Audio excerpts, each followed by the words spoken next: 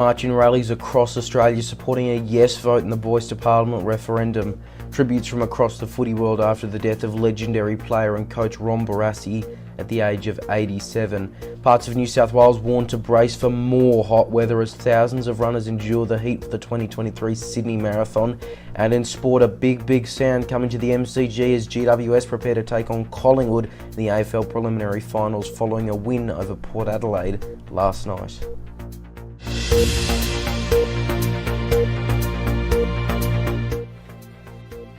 Good evening, thanks very much for your company on this very busy news day. Thousands have marched across the country in support of a yes vote in the Indigenous Voice to Parliament referendum today. It comes as the Yes campaign launches a new ad campaign as they look to build up support amid polls that show that the Voice is on track for defeat. Political editor Roman McKinnon has more. The Yes campaign has launched a $20 million advertising blitz in what may be their last chance to sway voters before the October 14 referendum. The ad from Yes 23, which has been shared widely by Labor MPs since it launched, looks at what will happen if in Australia, depending on how Australians vote. Yes campaign sources have told the 9 newspapers that the campaign may roll out another ad in the final weeks of the campaign, which focuses on the consequences of voting no. Will I be able to learn my people's language? Will I be seen beyond the sports field, recognised by the decision makers of our country? Yes makes it possible. We've seen thousands marching across Australian cities this weekend calling for a yes vote, including in Adelaide and Melbourne. While South Australia has been seen for a long time as a swinging state that could go either way, Victoria has been perceived as almost certain to vote yes. That perception has changed recently, with multiple polls this month having no ahead of yes in Victoria, along with New South Wales, meaning we could see every single state, along with the national total, voting no. Regardless of how the result goes, it's looking like a lot of people will have their say. The Australian Electoral Commission revealing that since the announcement of the October 14 referendum date, they've processed 270,000 enrolment transactions. There have been 45,000 additions to the roll with 225,000 updates, meaning this referendum will have the most complete roll of any national election or referendum in Australian history. Leading No campaigner Warren Mundine says a treaty process will be more successful if the no vote wins. Speaking on the ABC's Insiders, Mr Mundine called for the date of Australia Day to be changed from January 26. And I say treaties in the plural sense because we've got to recognise Aboriginal culture. Aboriginal culture is our First Nations. And so and the first thing we learn about life is that one nation cannot talk about another nation's country. Only those traditional owners of those countries can talk about those countries. And therefore, when you talk about like a state treaty or a national type treaty, it doesn't make sense in our culture. Mundine has also said he has not had discussions with the Liberal leader Peter Dutton about replacing retiring New South Wales Senator Marise Payne in the Parliament. Mundine is a former Labor Party president but joined the Liberal Party in January 2019. Well, tributes are coming in from across the footy world after the death of legendary player and coach Ron Barassi at the age of 87. Barassi played more than 250 VFL games before coaching another 515 at 4 separate clubs. National Affairs editor Austin Pollock has more. A true icon of Australian rules football, playing and coaching in 10 premierships, playing 254 games for Carlton and Melbourne, and scoring 300 goals. Ron Barassi has died aged 87. A champion player and an inspiration to many, Barassi will no doubt leave behind a huge legacy on Aussie rules. He suffered complications after a fall. His family yesterday releasing a statement saying in part, after an extraordinary and full life, Ronald Dale Barassi, aged 87, left us today due to complications following a fall. He died peacefully, surrounded by his loving family. We ask for privacy at this time. Tributes are pouring in from right across the football world and our leaders. Prime Minister Anthony Albanese saying in a statement on Twitter, Ron Barassi was a legend in every sense of the word, a fearless player and a leader, a visionary coach and a tireless champion for the growth and success of Australian rules football. From the Demons, the Melbourne Football Club is deeply saddened to hear of the passing of one of its favourite sons, Ron Barassi. A much-loved demon and a legend of the game, Barassi achieved an incredible 6 premierships across 204 games in the red and blue, leaving behind a lasting legacy like no other. Barassi starred in the AFL's Team of the Century and was Australian Football Hall of Fame's inaugural legend, one of the pioneers of modern football, his name synonymous with every AFL fan. Barassi played in 6 Melbourne premierships and reinvented the role of ruck rover. Brian Dixon, who played alongside Barassi in 5 of Melbourne's grand final victories, described his former teammate on ABC Radio as, quote, a fantastic human being. Oh, well, he and I played together for most of his years, of his years at Melbourne, and I loved the man. He was a fantastic player and a fantastic orator and a fantastic human being, and I can't praise him highly enough. Now, Barassi was also among the first players to switch clubs, going from Melbourne to Carlton. Barassi coached Carlton to 2 premierships. In 1970, their win over Collingwood was considered one of the greatest season deciders, with Barassi instructing players to handball at all cost at half-time, forging the modern game. Now, Victoria has offered Ron Barassi's family a state funeral, Premier Daniel Andrews confirming today. So all in all, a huge loss to the Australian sporting world. Barassi will forever be known as a true icon of the game. And tributes also coming in tonight for another footy legend. St Kilda's Kevin Cowboy Neal has died overnight. Neal played 256 games for the Saints, including in the club's sole premiership in 1966, where he kicked 5 goals. He also made the club's team of the century. In a statement from St Kilda, they said, quote, his health struggles in recent times were well publicised and his teammates regularly visited him in Albury as a group. Through the difficult times, his wife Georgina was a constant pillar of strength and the club extends its deepest sympathies to her and the Neal family. Neal was 78. Police say quick-thinking locals have saved a man from a burning car in South Australia. Emergency services were called to Tiddy-Widdy Beach around 11 p.m. last night after reports a car was alight. Authorities say locals pulled a 28-year-old male driver from the car to safety. He was taken to hospital with serious but non-life-threatening injuries. SA police say his car burst into flames after crashing into a parked truck. Parts of New South Wales are being warned to brace for more hot weather, with temperatures expected to rise into the mid-30s next week. The Bureau of Meteorology has issued a low-intensity to severe heatwave warning for Batemans Bay and other parts of the Illawarra and South Coast districts. Thousands of runners endured the heat today for the 2023 Sydney Marathon. In the state capital, Monday forecast 31 degrees, 32 Tuesday, then 34 on Wednesday, before it cools down later in the week.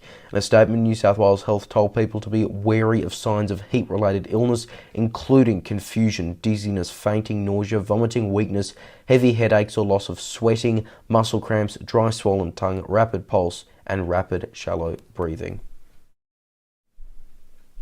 A 31-year-old woman has been taken to hospital and her dog shot by police after an attack in Western Australia. Officers responding to reports of a dog attack in the southern suburb of Perth Success found 2 Rottweilers attacking a woman inside her home. One of the dogs was shot by an officer and the other locked in a garage until rangers arrived. The woman was taken to hospital with serious bite wounds to her arms and legs. It's reported she owned both dogs, which have now been seized. An investigation has been launched. Qatar Airways chief says the federal government's decision to block its request for extra flights was very unfair, given the airline's support for Australians during the COVID-19 pandemic. Akbar Al-Baker has told CNN he was very surprised when the request was blocked, adding, quote, we found it to be very unfair for our legitimate request not to be granted, especially at a time when we were so supportive of Australia. The airline looked to add an extra 21 services into major airports across the country, but it was rejected because of a number of reasons. Donald Trump has given his first interview to broadcast television in the United States since leaving office in 2021. The former president remains well ahead in Republican Party primary polls, but neck and neck with Joe Biden in a hypothetical 2024 contest. 6 News North American correspondent Wyatt Sharp has the latest. I think he has to a certain degree, get involved in terms of speaking with media. because otherwise it might seem as if he's trying to hide, as if he's trying to take an approach that in many ways is typical for politicians during times of election, or in some cases during times of crisis for their campaigns, which is try to avoid the media. Whereas Trump has usually been known as the person to like confrontation, to enjoy kind of the back and forth, whether it be with, media personalities and journalists, or whether it be with some of his opponents, like we've seen him do in various presidential debates. And if he isn't going to do as much media as he previously has done, then there's that fear that it could perhaps ruin that reputation. So you do see him doing some more interviews with some of the traditional broadcast media folks, like Kristen Welker, who is, by the way, on her first episode of Meet the Press, which is very exciting for her and for NBC News. But you saw him do an interview for Kristen Welker's debuting episode of Meet the Press, which really is going to touch on a wide variety of issues, and rightly so. I mean, NBC News also extended an invitation, they say, to President Biden for a conversation as well. But Donald Trump is the front runner of the Republican field. You saw a lot of people who were criticizing CNN, for example, after giving him a platform during the CNN town hall that was moderated by Caitlin Collins. But whether you like it or not, Donald Trump is the front runner of the GOP field for the Republican nomination. And therefore, whether you support him, whether you don't support him, he is the front runner, and his ideas are resonating with about half of the United States. That's not an opinion, that is simply the fact of the matter. At least in 2020, about half of Americans cast their ballot for him. In terms of the popular vote, he's the far and away front runner, polls showing him with 50-60% amongst the Republican base. And again, whether people like this or not, he does have a chance at running against Joe Biden, and much less a chance at defeating Joe Biden in the next election as well. And so he is certainly perhaps going to be making his way on some of these airwaves once again in the coming weeks and the coming months, as his campaign kind of advances forward here. And, there are perhaps some attempts to put kind of a cap on that, given some of the false claims that he has been making about things like the 2020 election campaign that has been going on for the past number of years now, ever since he lost in the 2020 election. So certainly we'll have to see what's to come. There has been a number of polls that have come out that have shown that the different candidates in the Republican field could potentially have a chance at defeating Joe Biden in the next election. Some candidates might be able to defeat him by a larger margin, and then some candidates might lose to Joe Biden entirely. Despite Donald Trump being the front runner on the Republican side with about 50-60% in some polls, it does not mean that he would win such a strong margin against President Biden in 2024, should he be the Republican nominee. There was a Fox News poll that did come out that showed Trump at 48% and Joe Biden at 46%. But remember, that's the popular vote. That doesn't mean that Donald Trump is likely to win in terms of the Electoral College in the race to 270. And it is entirely possible that someone like Joe Biden could win, despite Trump receiving more votes. Interestingly enough, though, Ron DeSantis, the governor of Florida, who has, in this very same poll put out by Fox News, that essentially took all of the Republican candidates and looked at hypothetically how well each one of the candidates would perform if they went up against Joe Biden in 2024. This poll says Ron DeSantis would receive about 44% and President Biden at 47%, which, if that was the actual margin in the presidential election, that would be a hugely unsuccessful campaign for Republicans. Then the rest of the candidates really would perform quite well against Joe Biden. I'm thinking Nikki Haley, who in this poll has 45% to Joe Biden's 43%, and even Vivek Ramaswamy, the biotech entrepreneur who has absolutely no political experience, which in many cases is often seen as a negative compared to some of the other candidates in the race. He has 45% in this poll, and Joe Biden has 44%. Mike Pence is ahead of Joe Biden in this poll, and really the only people in which Joe Biden is ahead of in this Fox News poll, aside from Ron DeSantis, is the South Carolina Senator Tim Scott and the former New Jersey Governor Chris Christie, whose approval ratings and popularity ratings are really not that high overall anyways. So a lot of numbers there, Leo, but really what that says is that despite Trump being so high amongst the Republican base, that is really just taking a sample of the people who voted for Trump last time round and saying how many of you would be willing to vote for Trump again in the Republican primary, which is, as I said, a very high number, not necessarily the same when it comes to the general election. To sport now, and there is a big sound coming to the MCG with GWS preparing to take on Collingwood in the AFL preliminary finals following a win over Port Adelaide last night. For more, let's bring in senior reporter Darby Travers. Darby, take us through it. Yeah, Leo, good evening to you. We now do have the dates for the AFL preliminary finals after GWS defeated Port Adelaide in Adelaide by 23 points. On Friday night, minor premiers Collingwood will take on the Giants at 7:50 p.m. local time at the MCG. Then on Saturday, Brisbane will take on the Navy Blues Carlton at 5:15 p.m. up at the Gabba. The winner of those games will then go on to play in the grand final. Sticking with the AFL, North Melbourne's Harry Sheezel has capped off his first AFL season by being crowned the 2023 Sid Barker medalist. Sheezel had 197 votes in the Kangaroos' best and fairest count, ahead of Nick Larkey and Bailey Scott. He has played in every game this season after being taken at pick 3 of the 2022 National Draft. And in the VFL, the Gold Coast Suns are through to the club's first ever grand final after a 15-point win over Box Hill. The club has never reached any grand final at any level, seniors or reserves. They will be taking on standalone club Werribee, who last played in a grand final in 2005 and have only ever won a seniors grand final once, back in 1993. The Tigers defeated Brisbane by 30 points in front of a spirited home crowd. Yeah, it sure was a great game, Leo. That is the latest in sport tonight. For more updates anytime, head over to SIXNewsAU.com. Look, can't say I'm too happy with yesterday's result as a Box Hill fan, but look, happy to support Werribee next Sunday. Darby, thank you. Now changing pace, here's Ivan Melly in Perth with what's making news right now on WAMN News. Thank you, Leo. Tonight on WAMN News, 4-day work week for WA civil servants. Union leaders push for better efficiency without reducing pay. An exclusive interview coming up. Also tonight, marching for yes. Perth joins other cities on the Voice campaign, despite opinion polls indicating a no victory.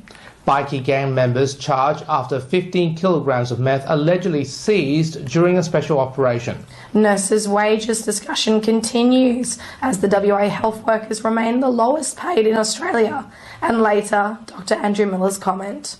Join us tonight on the WAMN News Facebook page and YouTube channel. Alright, a reminder of the top stories we are following on 6 News this hour, and thousands have marched across the country in support of a yes vote in the Indigenous Voice to Parliament referendum. It comes as the Yes campaign launches a new ad campaign as they look to build up support amid polls showing that the Voice is on track for defeat. And tributes are coming in from across the footy world after the death of legendary player and coach Ron Barassi at the age of 87. Barassi played more than 250 VFL games before coaching another 515 at 4 separate clubs. And that is 6 News for this hour. There is more news 24/7 on our website, SIXNewsAU.com, and on social media. Just search 6NewsAU to find us. More news coverage continues right after this. For now though, I'm Leonardo Puglisi. Thanks for your company. Good night.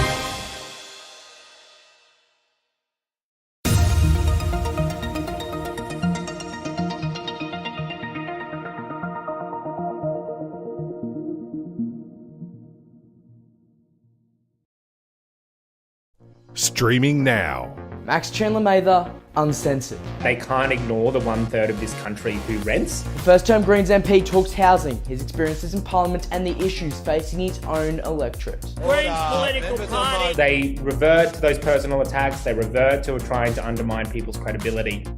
Uncensored. Watch now on the 6 News YouTube channel and our website, 6NewsAU.com.